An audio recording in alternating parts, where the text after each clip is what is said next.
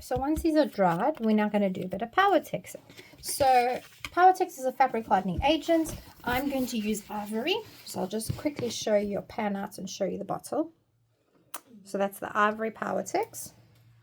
Just give it a good old shake. You'll need some gloves on your hands as well. So I'm just going to decant it just the slightest bit. I don't need too much.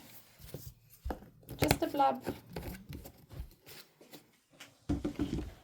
All right, put my gloves on quickly. So we're going to be working with a bit of fabric as well, and that's why I want to put the gloves on.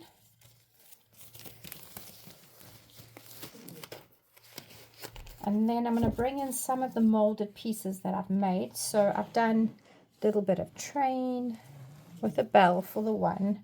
I'm going to do pumpkins for another one. And then I'm going to do a bit of holly only.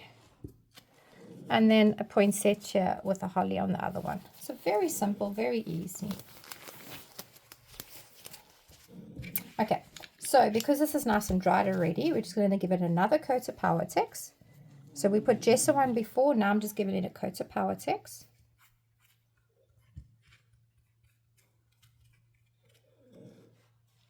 So it doesn't have to be a very thick layer, just a thin layer, just to get it down on the base. Okay, so I'm doing all four at the same time so you can see what they all look like, because when I spray it with the blister, I'm going to use all different colors.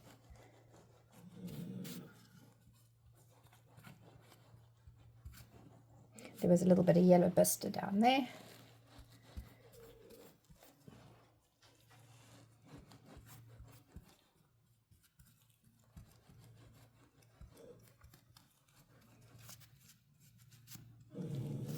Okay, one more.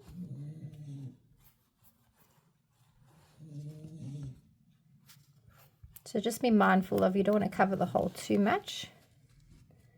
So I'm just getting it all over there. Okay, so I'm not going to get rid of my brush. I'm going to use it just now again. What I've got is, I've got pieces of fabric. So I've got some hessian, which I want to just fray the edges.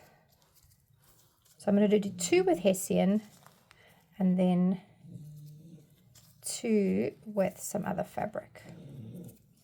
All right, so we're going to go on there. Let's do another piece.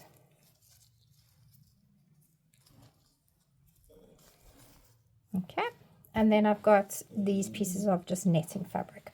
So what we're doing is we're going to turn them all the right way so you can see each one. And then I will spray them separately.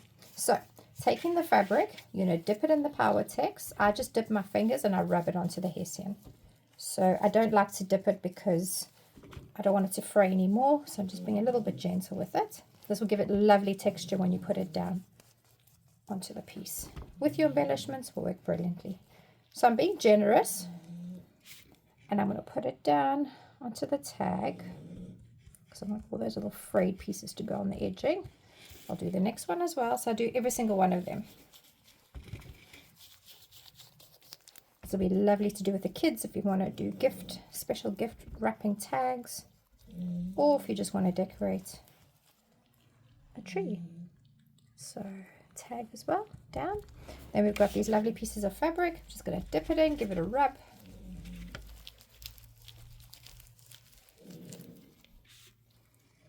And then I'm just going to pull it out a little bit.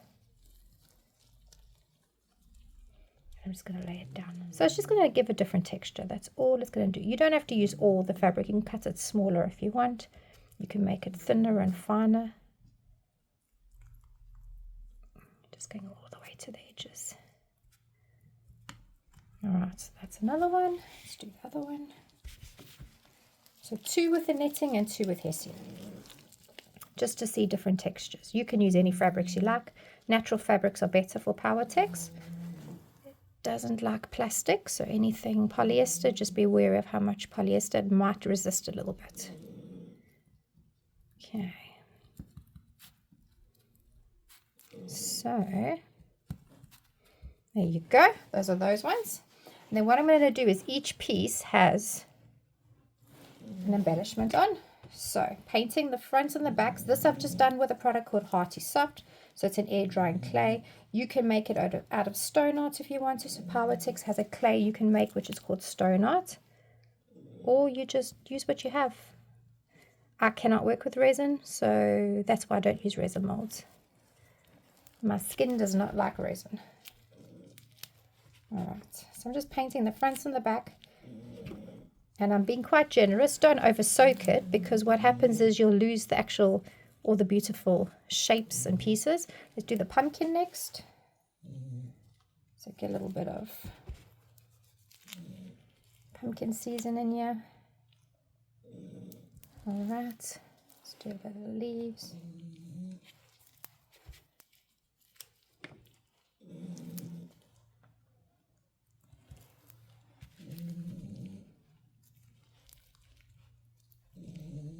Okay. Just something fun. I love autumn. There you go. Alright, and then the other one, I said a poinsettia. So possibly the poinsettia will go on this one.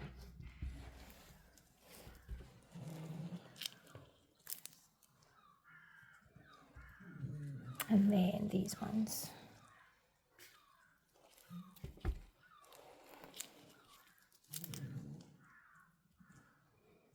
Just trying to keep all the fabric onto the tag. I don't want it off the tag too much. Be conscious of the hole as well. You don't want to cover up the hole. Okay.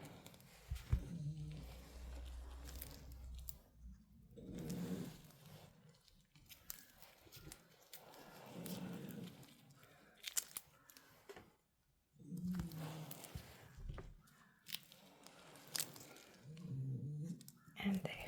Alright, so that's all done with the Powertex. So what I like to do is, before I spray, I like to make sure it's nice and wet with the Powertex. And you'll see why in a secchi. We'll do two at a time, and then I'll do the other two, because when I spray, they're going to be all different colors. So there could be a bit of a mix-up here. And you need a hair-dried hand, and you will see why. You can let it dry naturally if you want to. You don't have to use a hairdryer. So I'm just going to wash my hands real quick.